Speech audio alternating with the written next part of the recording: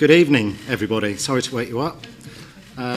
Welcome to the Cabinet meeting of the 27th of September. Just a general bit of housekeeping. We're not expecting a fire alarm. Should the alarm sound, please proceed down the stairs and out the main entrance and gather in the car park next to the library opposite Tesco. Please ensure all mobile phones and electronic devices are on silent. Please note that we are trialling hybrid meeting arrangements with officers and councillors who are not members of the Cabinet having the option to join the meeting via Zoom, and we are also live streaming this meeting via the Council's YouTube channel to encourage more people to engage in our public meetings. The proceedings of the meeting will also be recorded. Please can I remind everyone to use their microphones when speaking and turn them off when finished. Please can attendees present in person refrain from watching the live stream or joining the Zoom link, as this will cause interference for our viewers. Anyone attending the meeting remotely must use their raise hand function when they wish to speak and to declare any interest at the appropriate time. As this is a trial, if anyone attending the meeting remotely loses connection, the meeting will continue and they will have the option to follow the meeting via the YouTube live stream. Apologies. Chairman, we have apologies from Councillor Steve Darling and Councillor Stockman. Thank you. Minutes of the last meeting held on the 30th of August. I'm happy to propose. I'm happy to second, thank you. All those in favour, please show. That's unanimous. Disclosure of interest. If any member has a pecuniary or non-pecuniary interest, please raise your hand. Councillor Morey.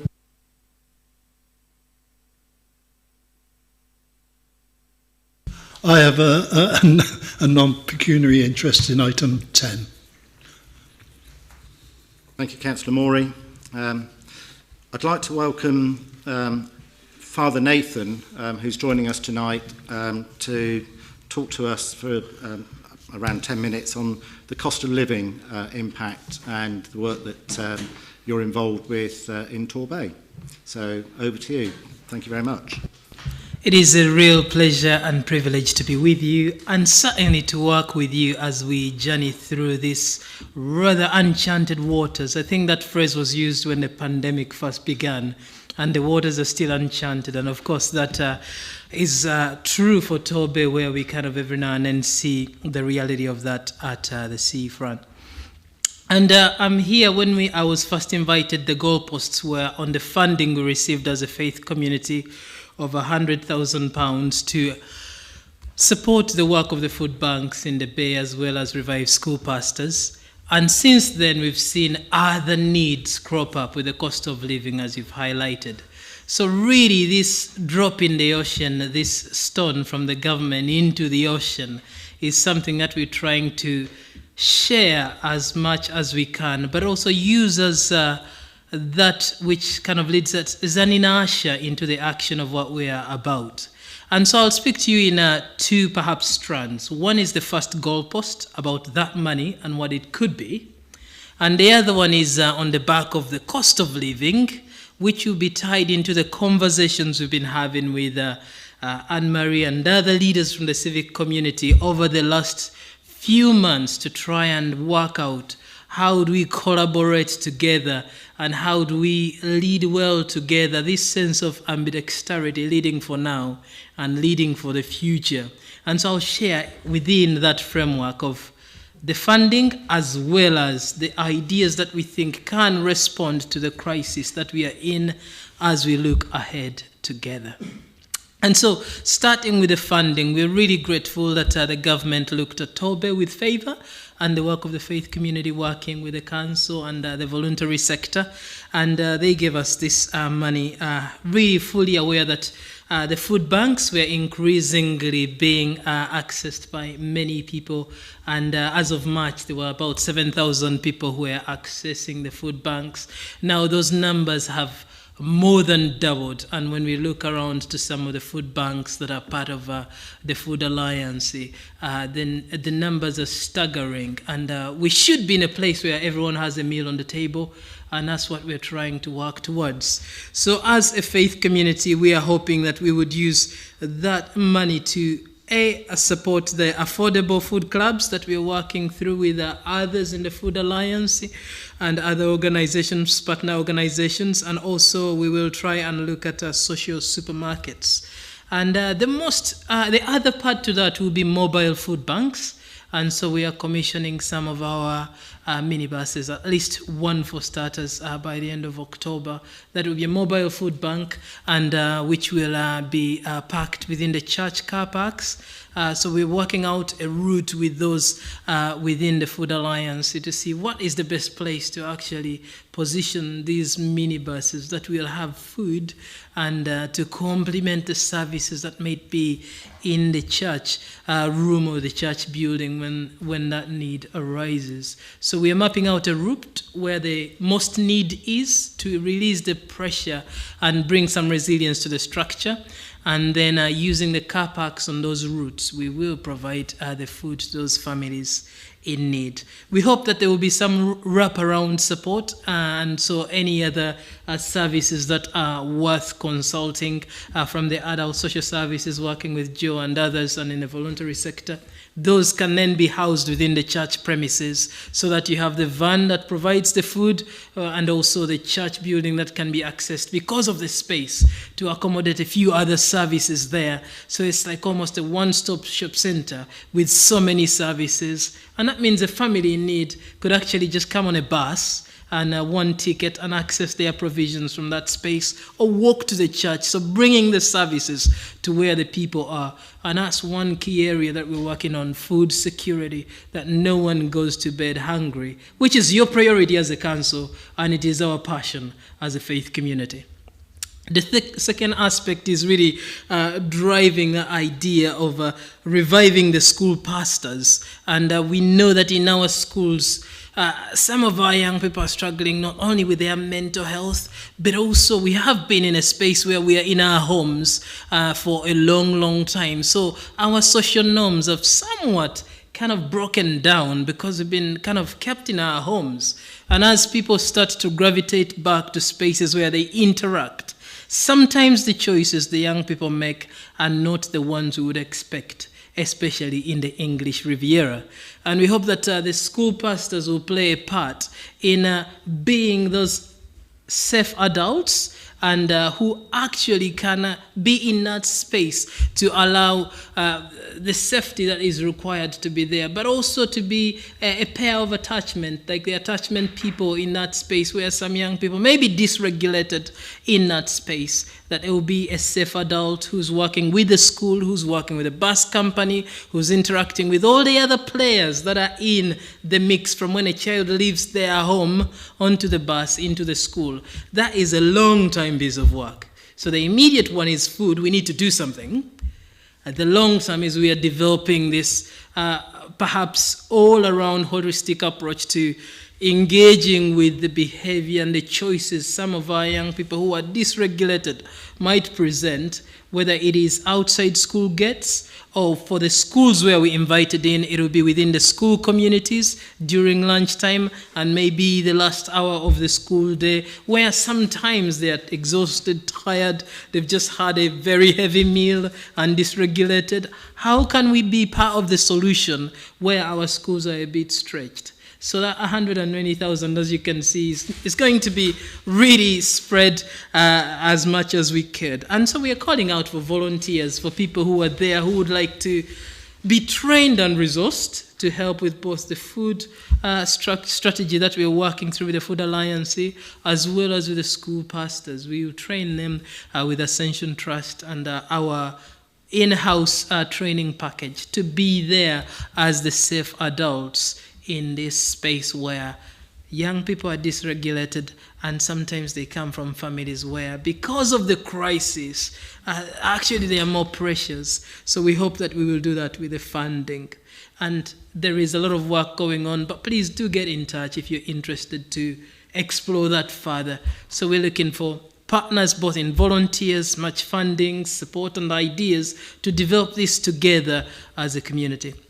Now, of course, there are other things that I mentioned to you we've been working on with Anne-Marie and others, and my colleagues from the faith community have said that it will be really useful to perhaps explore the following items at some point together, because they will help with what we offer. So clearer communication from the local authority on what is there, so that can be shared across all those that we interact with, and finding a clear communication strategy, which I am sure that is an easy win. We can do that because we know who is there. Then consolidating the support, particularly using our church spaces to bring that support together from the different aspects of the local authority to meet the need out there. And perhaps also some support with those who are past vulnerable parents that need support, who access our premises into the different groups, on looking at how do we use the groups that we're already running to support the families that actually need support.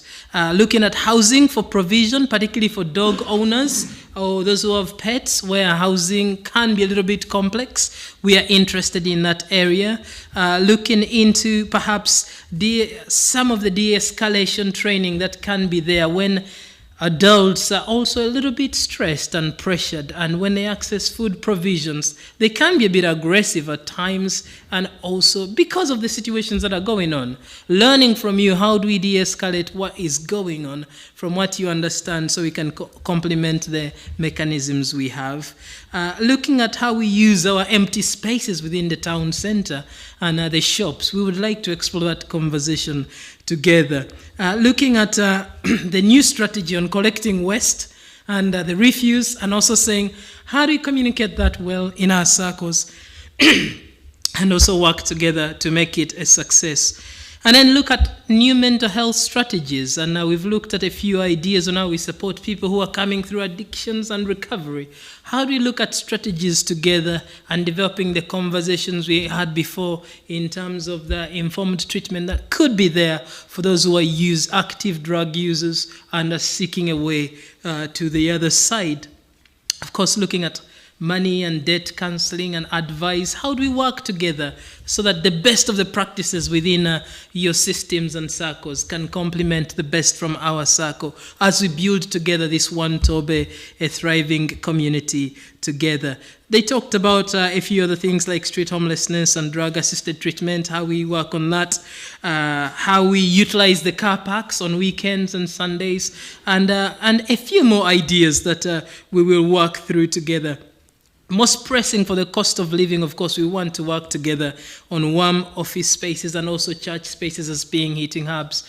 And for those who are feeling the cold biting, we would love to make our church halls and our spaces available for this time. And again, joining up the dots really well from what you have in mind and what we could be for this community, and plus a few other things that we can work through. I'm aware that's more than 10 minutes, so thank you for being gracious.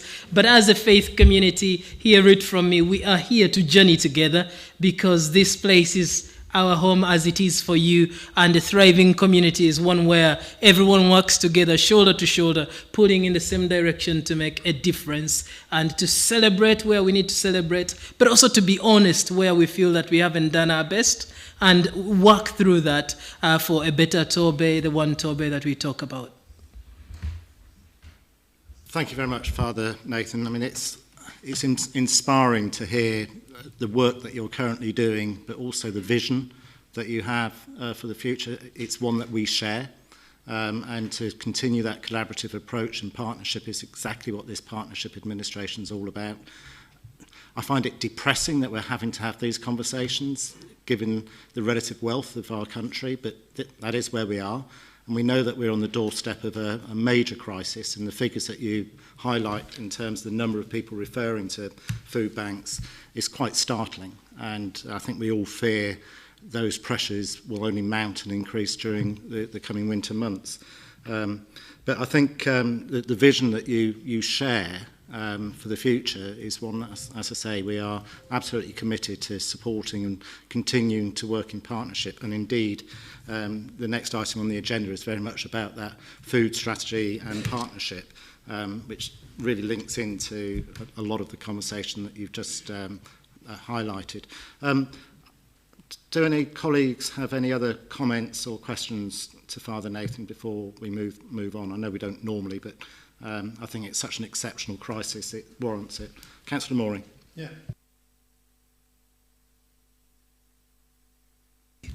I shouldn't have worried about using up your 10 minutes or not. I don't know how long your sermons are normally, but you could have gone on another 10 minutes. I think I'm speaking to everybody here.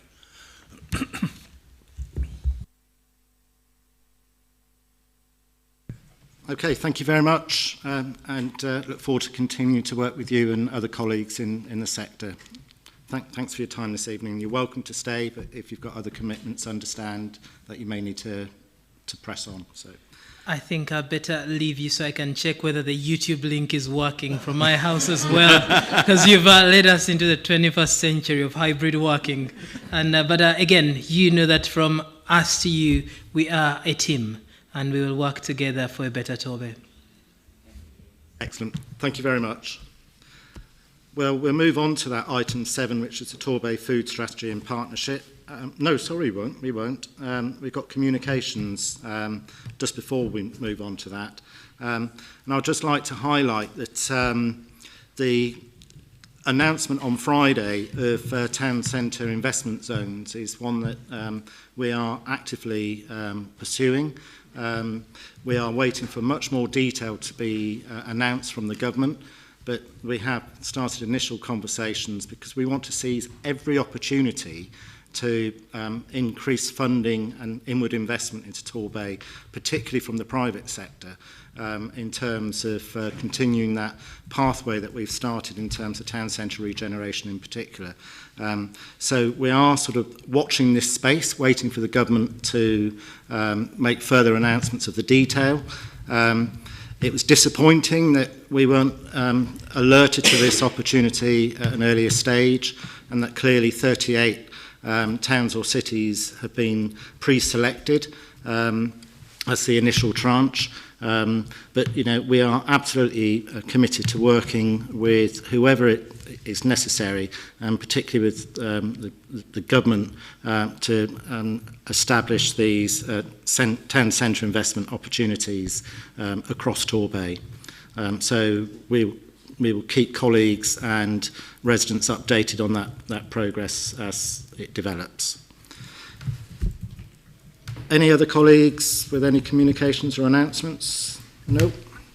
Now we'll move on to item 7, the food strategy and partnership, which I will propose from the chair in the absence of Councillor Stockman, who would be the normal cabinet member leading on this, and I'm going to be ably supported by Joe Williams, and if necessary, and welcome to join us as well, in terms of public health input from Lincoln Sargent.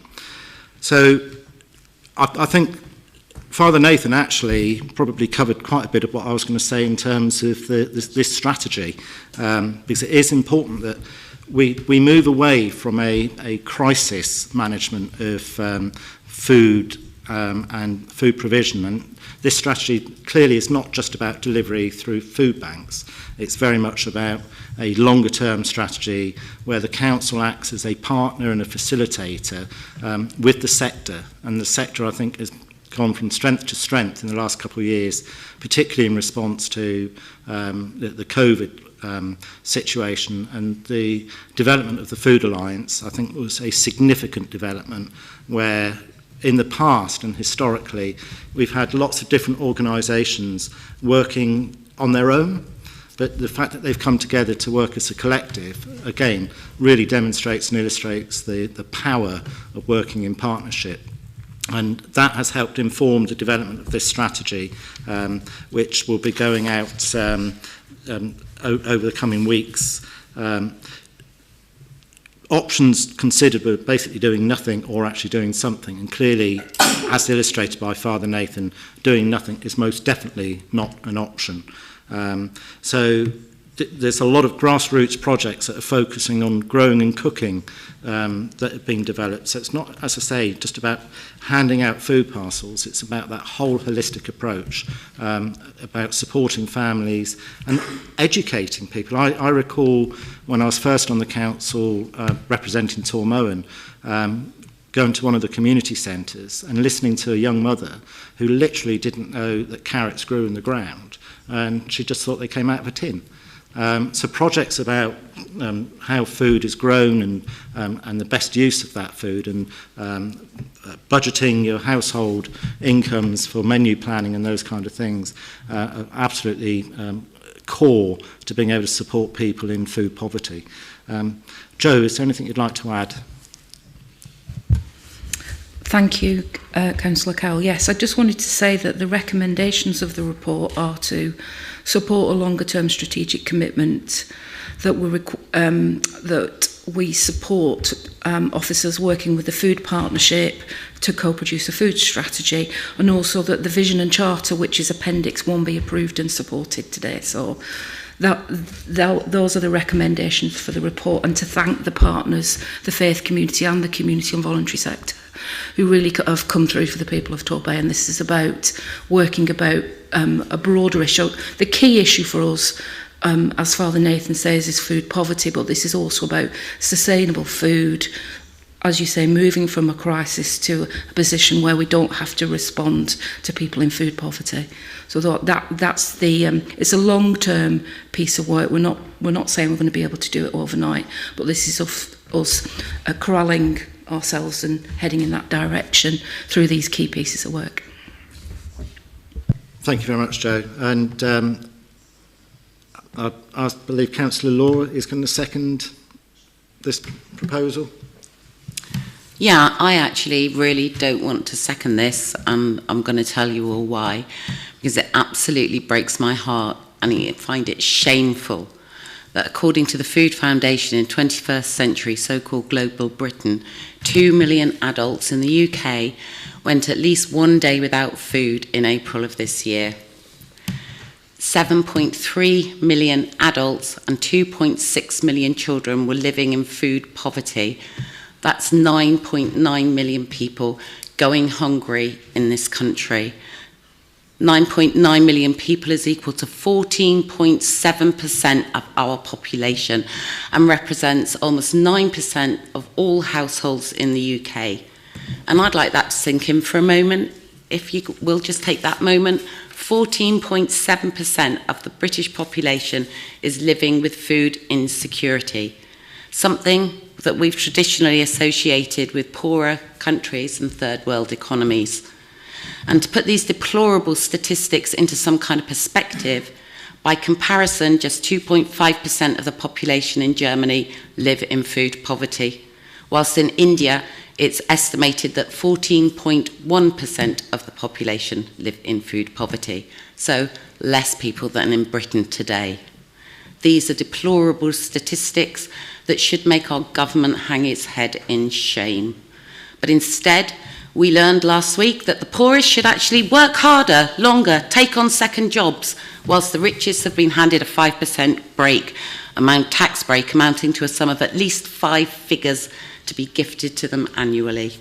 So, whilst 14.7% of our population go hungry, 2.6 million children go to school and go to bed without enough to eat, the fat cats are going to get even fatter. So in the face of an energy crisis, a cost of living crisis, social care crisis, housing crisis, currency and economic crisis, as well as a looming NHS winter crisis, in the total absence of any measures from our government to address the almost 15% of our population facing a lack of food and heating this winter, this sustainable food strategy and partnership is needed more desperately than ever to help us address the ever-growing food security crisis, at least at our local level, as it's not being done on a national level.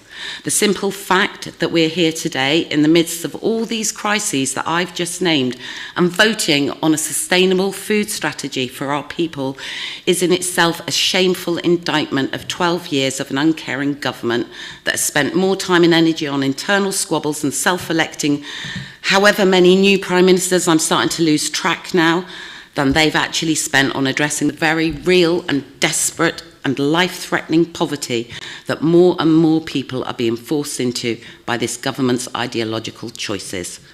So I find it shameful that it's necessary, but I wholeheartedly support the creation of a sustainable food strategy and partnership and support the rationale of it needing to be a longer-term strategy, as it's clear from last week's budget, not a budget, that this is just not a priority for our government. Thank you. I'll stop there. Thank you, Councillor Law, and I think your sentiments are shared by many of your colleagues in the room. Invite other colleagues to speak if they wish to. At this point, anyone in the virtual room? I can't see any hands. Councillor Lewis in the real room. Right, on a more positive note on this, when I was the portfolio holder for Children's Services and then later for Health and Wellbeing, I realised that the best way, and you mentioned it, Mr Chairman, how some people at school didn't know that carrots grew in the ground, is that if we can start early with these children in the schools, we know where the children are, they're in school. Therefore, we've got an active market there that we can actually teach to and to the parents. I think it's both, and if we can get into the schools and try and educate the parents and the children about how they can grow food, how they can cook food without having ready meals and things like that, is a very positive way forward. And if this strategy can highlight that, I think so much the better. And it's 5 years ago since I held out that portfolio, and I think we've got a long way to go to be able to do that and get it across to the schools, how important it is, not only financially, but also the benefit of having healthier food. Thank you. Thank you, Councillor Lewis. I see Lincoln's just come charging to the table, so I guess that you would like to make a contribution. Thanks, Councillor Cowell. I just wanted to add that there's sometimes the paradox, as you know, we also face an epidemic of obesity, particularly among our children. And I know in the past when I've said that food insecurity links with obesity, people think, how is that possible? But actually the evidence is that the not nutritious food, it's a different form of malnutrition. That's the cheaper food. That's the available food in some of our poorer communities. And part of the sustainable food strategy is how we also do those structural things around making healthier choices available in an economical way. It's part of our not only feeding people, but making sure they're fed in a way that helps their overall well-being and deals with the huge challenge we have around childhood obesity in particular. So that's another key factor here. And part of the sustainable food strategy is also around food miles and some of the other less obvious things that we want to do more long-term, which links back to the point that you were making around people understanding and having a different relationship with their food. Again, that's part of respecting, eating healthily, building a different culture and a different relationship with food over the long term. And if we don't do those things, we will not really address some of those legacy issues of poverty that will unfold with the sequelae of obesity in our children in the next few decades to come as well. So I wanted to add that other angle of that long-term part of what we're doing. Thank you, Lincoln, and I think that's a really strong point about food poverty and the link to obesity through poor diet. Councillor Law. Thank you. I just wanted to come back in and give Councillor Lewis some reassurance that that young people in our schools are very much considered in this programme. There's currently a pilot project going on between Hayes School and the allotment group in Paynton, whereby they've brought in someone from the National Horticultural Society to mentor the children in gardening, growing their own food and share that space with their parents. We're hoping to extend that to other allotments and other schools coming up. So just one, and of course, you know, now that we are no longer inadequate and we're a good authority, we are in a position to roll out more of these projects more broadly to the community. Thank you. Thank you, Councillor Law. Any other debate? In that case, I'll move to the vote. All those in favour? That's unanimous. Thank you very much, Lincoln and Joe. Move on to item 8, which is the budget monitoring for 2022-23 April-July, the outturn forecast. This has been through the overview and scrutiny process. And one of the key recommendations, given the in-year budget pressures because of the rising costs, particularly impacted through inflation, for example, energy costs alone within this authority are going to be at least £800,000 higher than originally budgeted. That is a figure and a circumstance that I think everybody can relate to, given the rising costs of energy for all our households across Torquay and indeed the country. There are some quite stringent measures being taken by the senior officers and senior managers within the council in terms of ensuring that any recruitment, for example, is absolutely scrutinised for its necessity. There are in-year budget moratoriums, if you like, in terms of one-off spends that we had planned to do, which is going to impact on some of those things that we were trying to do in terms of catching up on some of the maintenance and services in Torquay, lining, for example, double yellow lines, white lines, and so on. Some of those projects will be deferred until we can have a clearer vision as to what the budget outturn may look like. I am really concerned, and I've not had a chance to discuss this with any colleagues or Martin or Sean, in terms of what the budget settlement may look like from the government next year, given the extent of the amount of borrowing that has been required to fund those tax cuts that Councillor Law referred to previously. I think we had been expecting and reasonably optimistic that the current situation would be a carry forward, but I guess we'll probably have to wait until the 23rd of November when the Chancellor rises in the House of Commons or in front of a TV camera to announce what his medium-term budget plans might be. Clearly, and Councillor Law again referred to the improvement journey in children's services. We're definitely not complacent in that regard. There is significant ongoing pressures, again, related to the increase of costs of placements, and indeed in terms of adult social care, where there is a multi-million-pound ask from our partners for an in-year contribution to support their budget pressures. Any contribution that we do make in that area will result in much closer scrutiny and closer budgetary working with the ICO and others to make sure that we are maximising the bang for our buck, because again, the reverse in the adult social care precept, if you like, which was the national insurance increase, that has now been reversed, and we have to await when we see where that money is going to come from to plug that gap to fund both the NHS and more importantly our local services in terms of adult social care.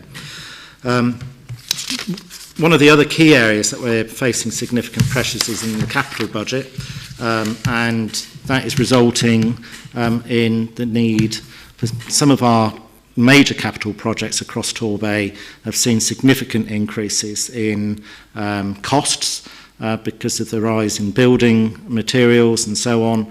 And I think people have been seeing the reports in the local media perhaps about the increase of pressures on costs on the Harbour View Hotel on the terrace.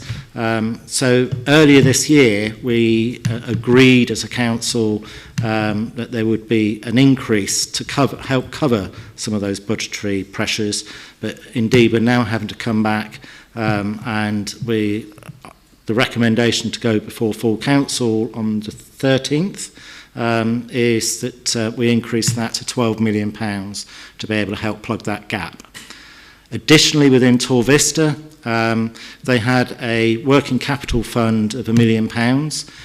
Much of that has been drawn down, and because of, again, the increase of costs and reduction in income because of the delays in delivery of some of the projects to generate the income, we're recommending to council that we increase that working capital fund to 1.5 million, i.e. an additional £500,000. So that's the quick fly through. We will be supporting the overview and scrutiny recommendation for the in-year budget pressures priority and resources panel, which I believe is scheduled for next Wednesday. So we look forward to the feedback from that session. Do I have a seconder, Councillor Long? Yes, thank you very much, Mr. Chairman. And as has been alluded to, we're in an economic whirlwind at the moment, which seems to be getting worse almost by the hour if you listen to the news. And as has been mentioned, the cost of energy going through the roof and cost of construction. And you touched on the extra £12 million that's being proposed for some of our capital projects, because it is absolutely vital that we, in the teeth of the economic whirlwind we're facing, that we do try and get some projects done that we have prioritised. That it's vitally important to do that. And I wanted to touch on Tor Vista as well. As you rightly say, the extra costs have hurt Tor Vista, but we are in a housing crisis, and I think that's been acknowledged by both sides of the divide in Torquay, and asking Tor Vista to mothball projects is just unthinkable, really, given the housing waiting list that we're facing. And you're absolutely right, Tor Vista are facing the construction cost increases like everybody else, and there's also the cap on rents as well, which is causing uncertainty for Tor Vista, and of course extra regulation as well. One thing that it would be interesting for Martin to come in as well is the help for businesses that has been announced. I think it's been unclear quite how that affects local government or not.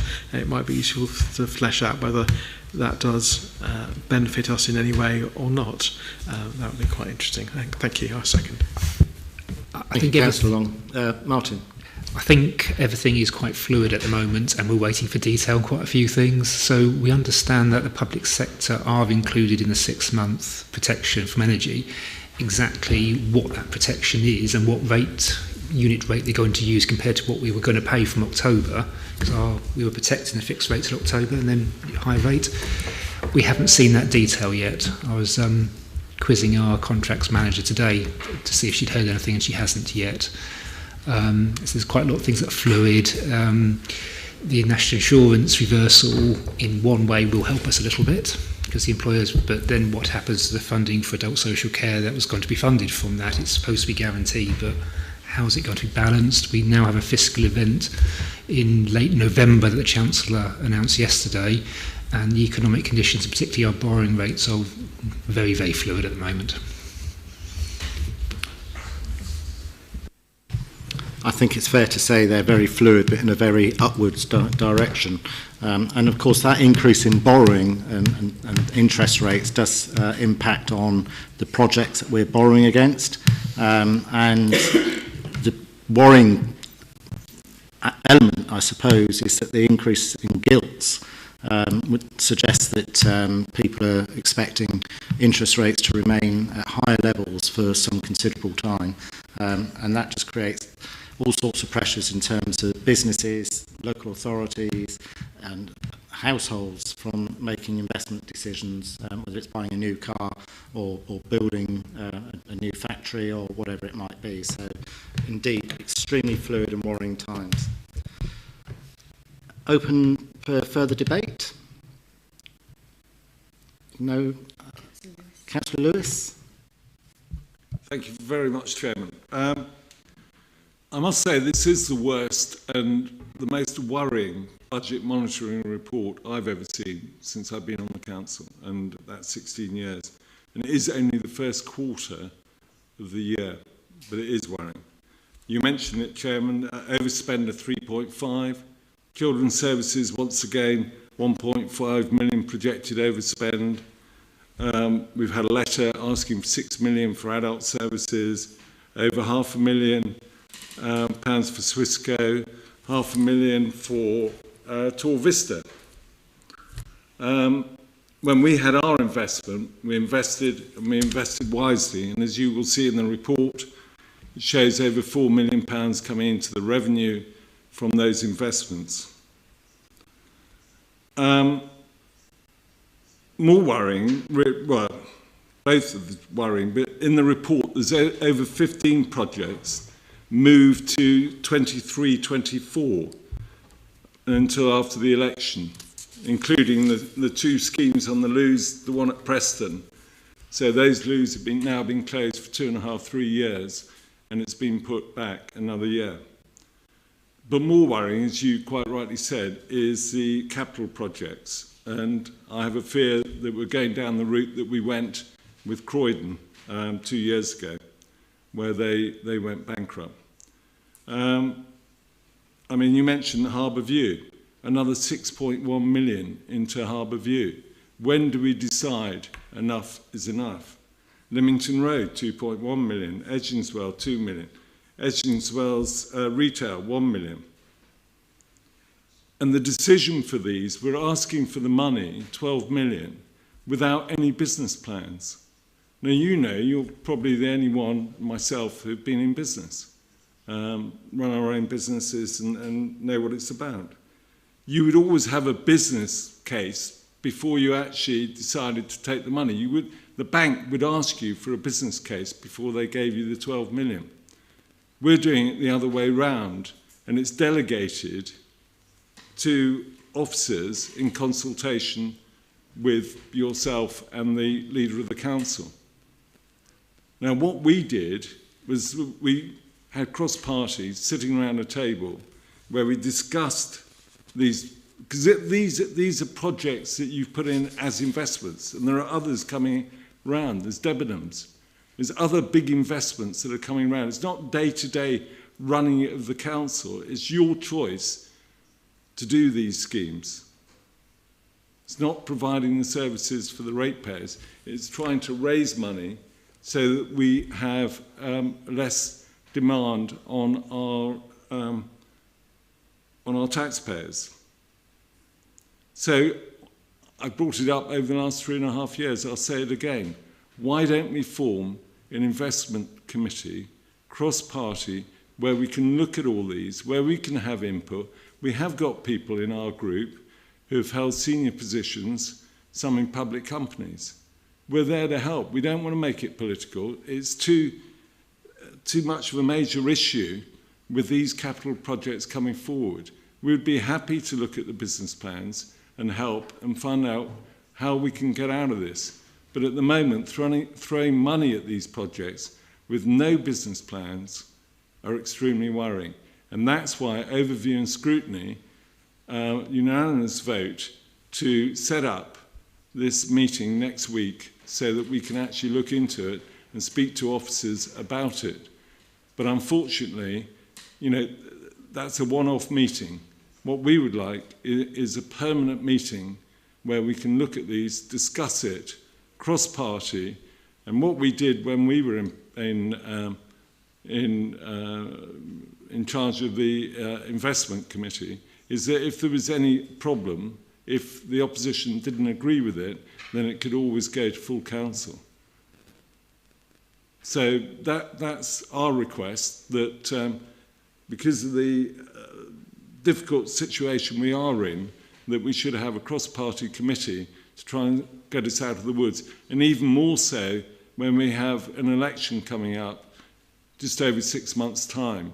Investments going forward, it would be much better if we had cross-party. So whoever wins next May is part of that decision-making process. Thank you, Chairman, and thank you for allowing me to go on longer than I would normally do at a Cabinet meeting. Thank you.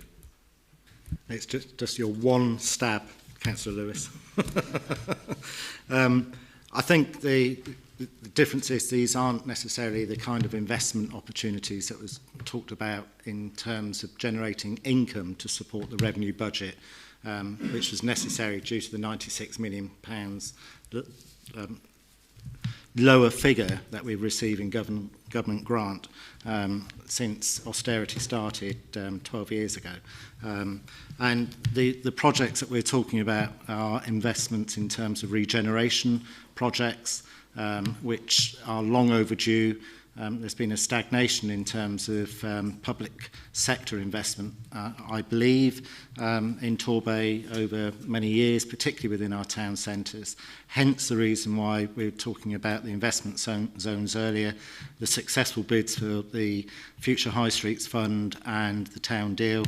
What would be really helpful is if the government ensured that the opportunity for local authorities to borrow at lower rates was maintained, but also to recognise that 20 to 30% increase in costs on capital projects for all of those local authorities that were successful in bids for town deal and future high streets funding and other funding sources such as levelling up and so on. And I don't think Torquay is alone in this situation. It is a national crisis. In terms of the decision-making process, the recommendation from Cabinet is to full council, as set out in the recommendation before you. That level of is increased to 12 million. And we are not throwing money at projects. The projects would actually be assessed on an individual basis to assess their viability. And I'm pretty certain that our 151 officer, Martin, would not be supportive of recommending to myself and Councillor Darling or any other member drawing down money if the business cases didn't stack up. And indeed, you're right, there are people with business experience within the partnership as well as across the chamber. But I think the opportunity for others to contribute to that will be made on October the 13th at full council. I see Councillor Karen Kennedy's hand in the virtual room. Councillor Kennedy? Yeah, thank you. I too actually have some concerns over this. I think what I'd like to get some assurance from the Cabinet is that that we will be seeing a business case for these, but there has, with regard to the projects and the increasing costs, we haven't as a council been given much in the way of detail around, you know, timelines, how we're addressing it, you know, the transparency. So I think, you know, I'd like some assurance we're going to get paperwork around that. With regard to Tor Vista, we haven't been given much understanding as to why the overspend has been so great since the first business plan, and as that one has turned out to be wrong, why there isn't a quicker turnaround on the next business plan.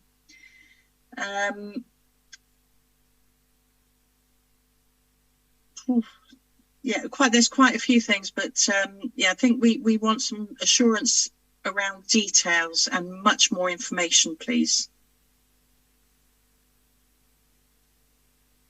Thank you, Councillor Kennedy. And clearly, the decision-making process, as I've already alluded to, is about making sure that those business cases stack up. And I don't think Tor Vista is so much of an overspend, but more of a consequence of inflationary pressures and delays in delivery. Martin, I didn't know whether you wanted to provide some reassurance to Councillor Kennedy and others, and then I'll bring in Councillor Law.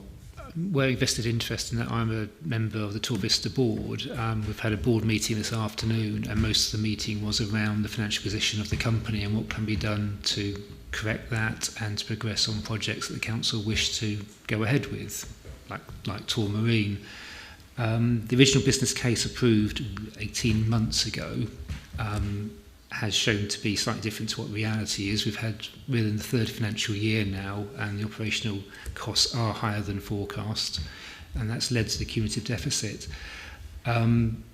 The increase of working capital will provide Tor Vista adequate funding until mid-2023. Gives them that security, and we're expecting that a business case will come to council, revised business case will come to council in December. I think that's right, isn't that right? In December? Yeah. So there will be full transparency within that, and like before, probably Tor Vista and the council will probably jointly ask for an independent review of the business plan. Thank you very much, Martin. Anne-Marie. It was just to add, Councillor Cowell, in terms of the revised business cases on the capital projects, as is set out on page 24, paragraph 310. So each allocation from the contingency budget would require a revised business case that contains progress against the project milestones and spend to date. That was an element that Councillor Kennedy raised. Restating the revised costings for the scheme completion, revised income projections for the scheme, because some of these schemes will be income generating as well. The revised net position for the council on the scheme, a revised break-even point, as well as abortive costs. So really considering all of those different elements within that business case, which would then be submitted on the basis of the current proposals to the Chief Finance Officer in consultation with yourself and the leader, Chairman. Yeah, please come in. Thank you very much, Anne-Marie, for that. On the back of what Councillor Kennedy did say, and that's useful information, but none of that detail is going to be shared with ordinary members. That detail is going to be done with the Finance Officer in consultation with your good self, with the Chairman and the Leader of the Council, but not formally with the Cabinet or other members of the Council. Is that correct? So the proposal that's before Cabinet to recommend tonight, and then would be for Council to consider, Councillor Lewis, would be a delegation to the Chief Finance Officer in terms of the formal decision-making element. So I am correct that I hate to use the word, ordinary councillors won't actually be consulted on it whatsoever. So the report sets out at 311 the outcome of that consultation with the leader and Cabinet lead for finance would be reported to Cabinet. Councillor Lewis. Kevin Murray. Yes, Chair, can I just add, and I understand the concerns raised by Councillor Lewis and Councillor Kennedy, but you know, as the officer who chairs the Council's Capital and Growth Board and oversees the Council's capital programme, you know, some of these figures we're getting for some of these works, the contractors are only giving us prices that are valid for 30 days. So we're in a completely different operating environment now, and the machinery of governance doesn't allow us to do what is being proposed. So I think, you know, and I don't want it to sound like an officer would say that, wouldn't they? But in this particular case, in this particular environment, the scheme of delegation, I think, is the only practical way forward. And as I said to the Overview and Scrutiny Board last week, you know, time is the enemy here. You know, the longer decisions take, unless it's a decision to abort, and even that comes with abortive costs, then it is an extraordinary set of circumstances that we're in now. It's right that we have the scrutiny, which is why the panel has been set up for next week. But in terms of the timing of the decision making, I'm not sure how you could involve ordinary members, as Councillor Lewis put it, in a timely fashion without doing it this way. Thank you. Thank you, Kevin. I've got Swithin and Karen put her hand up again. I just wanted to add to the perennial conversation that we have with Councillor Lewis on this subject, in that the council did change its governance when we moved on from the elected mayor, and there was an opportunity to move to the committee system, which the residents wanted, but the Conservative majority decided against that, and now are complaining about it. So yeah, I guess you have to be careful what you wish for. But I think just in terms of we do share information collectively as a cabinet and have informal meetings, so it is just wider than the cabinet member responsible.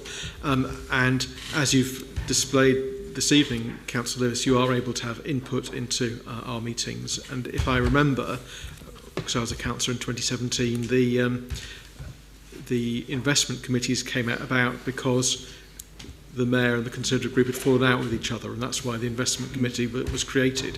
Otherwise it would have been the system that we have now. Thank you. Thank you, Councillor Long. Councillor Kennedy. Yeah, thank you. Yes, there's been a little bit of assurance, but I'm not wholly assured, because particularly because at 7.6 of the report, it states that more detailed financial reporting about the council's wholly owned companies will be presented to Audit Committee on a regular basis and will form part of the financial statements of accounts when presented to Audit Committee. That has never happened. Audit Committee received, I think it was it Tor Vista's accounts 9 months late. We need accounts in year. We've never had this at all. Despite the LGA peer review recommendations, neither overview and scrutiny nor audit have actually scrutinised TDA. I have grave concerns, and I personally have got concerns about this decision. I'm sorry. Thank you, Councillor Kennedy. Martin, you want to come in? In terms of accounts information being presented to the Audit Committee, every year the council's accounts are presented to Audit Committee, which do include the group accounts and information about all our companies, Torquay Education Limited, Swissco, our interests in Career Southwest. That's presented every year, supported by an independent report by external audit. In terms of individual reporting around Swissco and TDA group, Swissco accounts have been presented to the Audit Committee. And I remember the TDA group accounts were presented. Steve Parrott presented those, I remember that. So information is being presented. Thank you, Martin. Any further debate? In that case, all those in favour, please show. That's unanimous. Thank you, colleagues. Move on to item 9.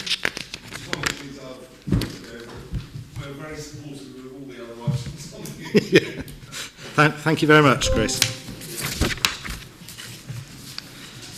Item 9, proposed by Councillor Long, which is the lease surrender and renewal for Sholston Seawater Pool, Brixham. Thank you very much indeed, Mr. Chairman. Sholston Pool is a crucial item of infrastructure, well used by visitors and local residents, and is well valued. Brixham Town Council has a 40-year lease, which was granted in 2015, and a community interest company was set up to operate the pool.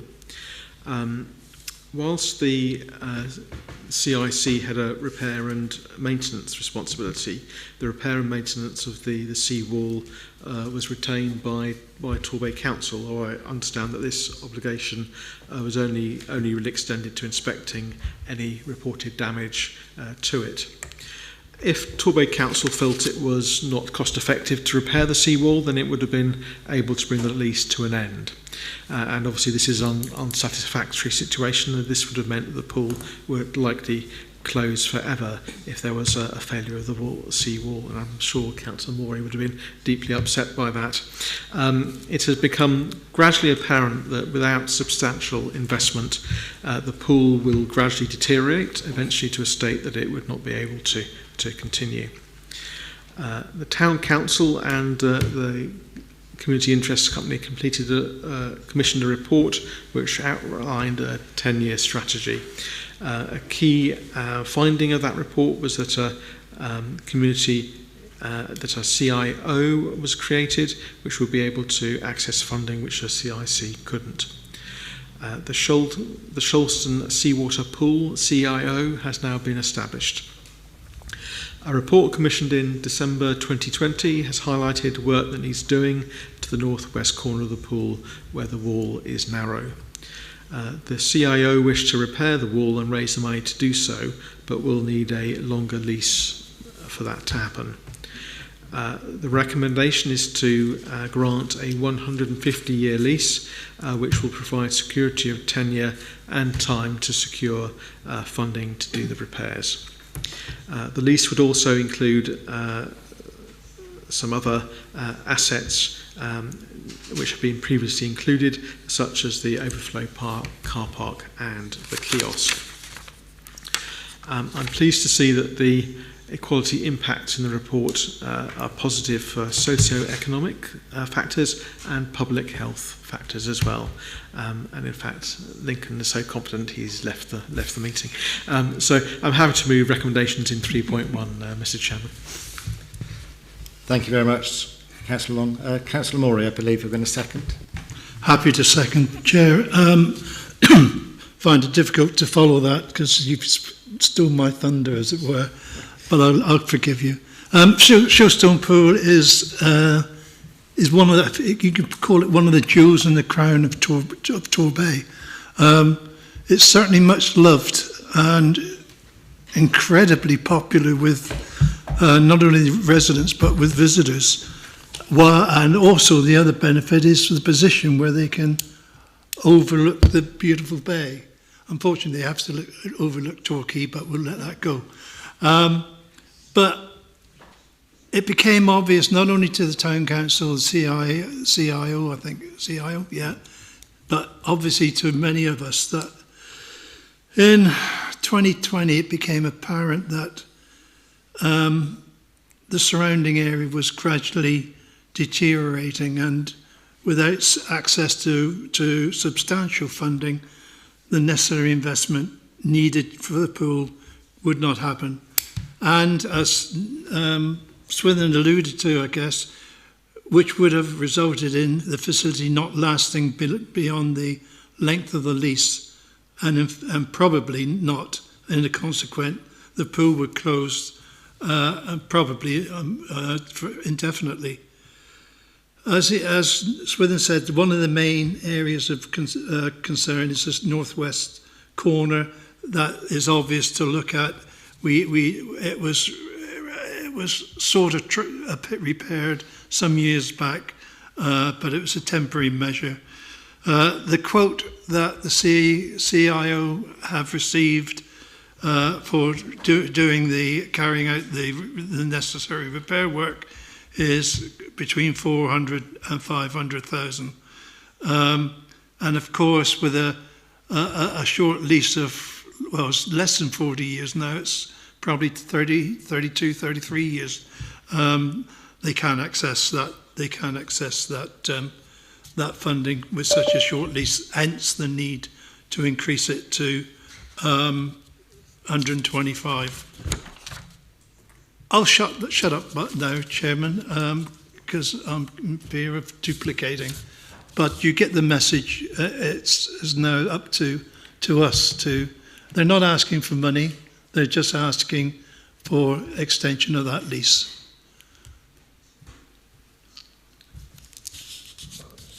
Thank you, Councillor Morey. And I think I'd just like to add that, this has been an ongoing issue in Brixham for many, many, many years. And I think there was even talk at one time that if that once in 100-year storm took the asset away, then so be it. So we have really moved on leaps and bounds.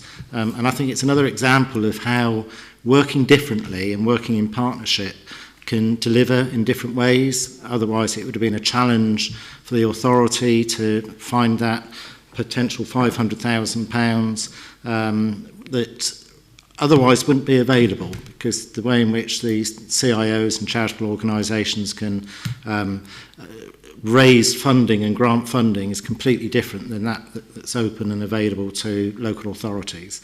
So I totally support the recommendation as laid out. Any other debate around the room? No? In that case, I'll move to the vote. All those in favour? That's unanimous. Thank you very much. And we'll move on to the next item on the agenda, which is another double act, which is the lease extension renewal for Brixham Rugby Club. Councillor Long. Yes, apparently we don't do anything for Brixham. But Brixham Rugby Club have been playing rugby on their site since the 1890s, which I think was when Councillor Morey was in his 30s. The grounds were originally in private hands until the 1930s, when they were acquired by Brixham Urban District Council after the owner fell into financial difficulties. The club's tenancy agreement was granted in 1976 and is in effect a perpetuity agreement, and the agreement would only end if the club disbanded and ceased to play rugby on the site. The club has invested heavily in the club in recent years, but much like in the previous item, access to grants from sports clubs, etc., is difficult because of the nature of the lease that they have at the moment. The club is approaching its 150th anniversary and approached the council about acquiring the freehold of the site, but apparently that is problematic for the council because that might set off a domino effect of other clubs wanting to do the same thing. However, a 150-year lease has been proposed, which the club are agreeable to, and the club would like to would be protected under the Landlord and Tenant Act, and they would then be able to invest in the club going forward with that protection. I'm pleased to see that the Equality Impact Assessment identifies that this proposal would have a positive socio-economic effect, which is good. So I'm happy to propose, Mr. Chairman. And Councillor Morey, I believe you're going to second. Just to remind members, I have a non-pecuniary interest, past player. Councillor Morey, that's because you're a member of the rugby club. And I was just going to say that, yeah. Okay, thanks. Again, not wanting to Swithin has said most of what I wanted to say. The club has been in existence from about 1890s, and no, I wasn't around then. The site was sold to Brixham Urban District Council. Good old days. Good old days. And the site transferred to Torquay Council following the reorganisation back in 1968. Recently, the club has been investing in the facilities, changing rooms, improvement to reception, additional hospitality space. Long gone are the baths, communal baths we used to jump in after a match, where you ended up more muddy coming out than you did going in. So they've moved forward. Also, like other clubs in the country, I guess, and elsewhere, COVID has had an impact, not a financial impact, because as soon as things became difficult, they actually got their stuff in gear, and they've now come out solid financially, which is important. The club has ambitions not only to improve the facilities, but also to move up the leagues, if you like, which they're currently playing in.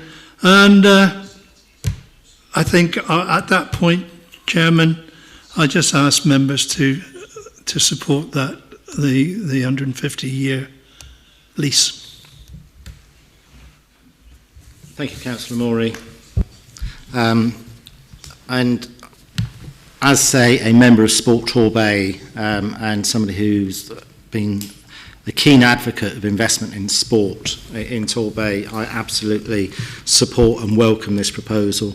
Again, I think it's a common sense approach. The existing lease actually meant that some of the directors were personally responsible and liable for some of the loans that they'd been able to take out to undertake some of the previous improvements at the club.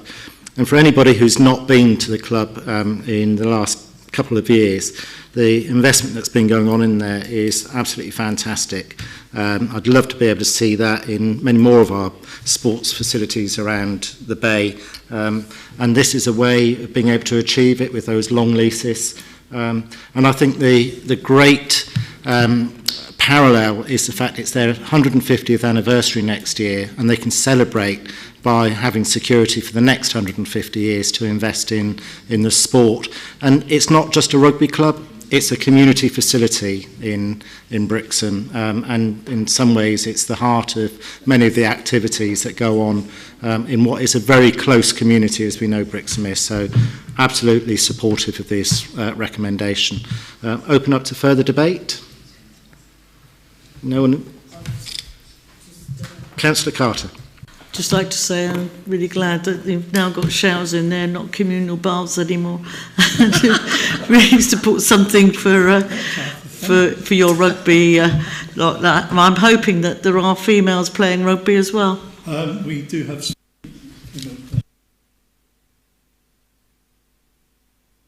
Excellent, and I think that's a very good point, Councillor Carson, that most clubs, and I know Brixham in particular, actually have a very good youth development policy and ladies rugby as well.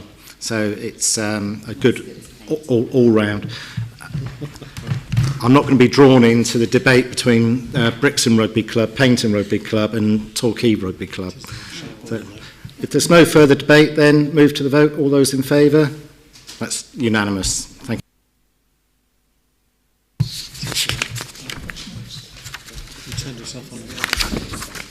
Okay, a move on to item 11, which is herbicide use in Torquay, to be moved by Councillor Morey and supported by Kevin Mowat.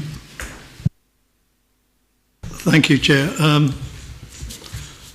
I was going to be very short and sweet in the hope that Matt was going to be here, but Matt isn't here. So I'll do my best and obviously call on Kevin if required. All I would say is just if there's any doubt whatsoever, pesticides refer to a substance used for destroying insects and other organisms harmful to cultivated plants and animals. Examples include insecticides, fungicides, herbicides. Swisscom only uses herbicide, which is a small cohort of substances, also known as plant protection products, and used to control weeds. They can exist in many forms, such as solid granules, powders, and liquids, and consist of one or more active substances co-formulated with other materials. The active substance and substances within the pesticides has the controlling effect on pests, weeds, and or disease. The resolution in front of you clearly indicates the road that we want to travel. There is obviously debate how fast. There will be some who want to move more fast than what is being recommended. But after listening to Matt Reeks in particular, and the need to support the community aspirations as well, that I am more than happy in recommending the recommendations that appear on the report. So moved. Thank you very much, Councillor Morey. And Councillor Carter, I believe you're seconding. Yeah, so I'm really glad that you've looked through other options as well, because in the report you've put other options in there, and unfortunately none of them are really suitable for use in the bay. So this is really the best way forward that we can have, working towards reducing the use of these herbicides. And I'm also glad in the recommendation it says on 3.4 that we're going to review this annually, because things may change and something may crop up that we can use that is safe. So being the best way forward, I'm happy to second this. Thank you, Councillor Carter. Kevin, did you want to add anything? Very briefly, Chairman, and I probably should declare some kind of interest as I sit on the Swissco board, and that also allows me to say that I'm confident that the board will be happy to take on board these recommendations that hopefully will be approved later on. It's a very clear report. It sets out the arguments for and against in terms of the use of these products. And it's not overly technical in so much as I can understand it, but I would say, as you know, the treatment of weeds, especially when they are growing between cracks and crevices of buildings and built infrastructure, the use of some kind of product is often better than simply ripping them out, because you then start to pull out all of the grout in between the joints, and then you end up with a huge maintenance liability. So I think the balance of recommendations, Chairman, is right. There's obviously a stock of the older product which we need to work through, so it's a balance between meeting the aspirations of the administration and value for money, and that annual review, as Councillor Carter says, is exactly what will happen, and certainly as on behalf of the board I can guarantee that will take place. So nothing further to add.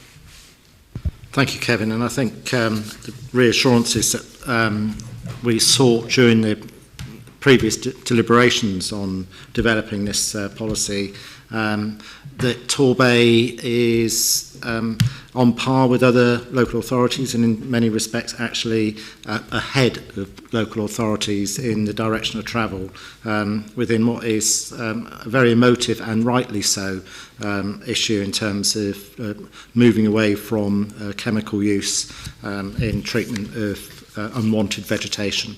Open up to debate. Councillor Law.